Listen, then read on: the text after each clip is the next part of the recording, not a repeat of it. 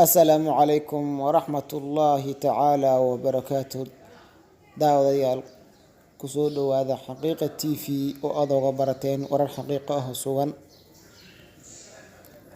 ساكا أرورتي مقالة مقدشة وحا كدعي قرح لحاد له وقيستي خسارة نف إيا مال بابا قرح أيال لقوير ريدا كدوين إي مقالة مقدشو قرح أيال لو أديكستي قواري لغسو بوحيي وحيابها qaraxa ayaa laga beegsaday xarunta barta control ee afafka hore ee dekedda halka oo waaxda canshuur qaadista ay degnaayeen. Qaraxa ayaa waxa uu ahaa mid aad u weyn jugtiisana laga maqlay meelo badan.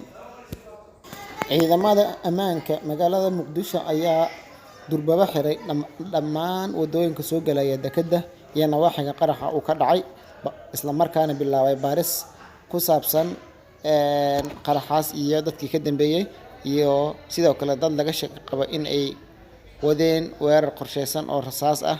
sida awgeed wadooyinka waxa xiray askarta ciidanka militariga iyo kuwa booliska ee sida gaarka u tababaran waxaana la wadaa baaritaan culus oo lagu baarayo dambiilayaashii ka dambeeyay dambigaas saakayta ka dhacay magaalada Muqdisho. warar dheeraad ah oo ka soo kordha qaraxaas ka dhacay magaalada Muqdisho waxaanu maqli doontaan saacadaha soo socda insha Allah.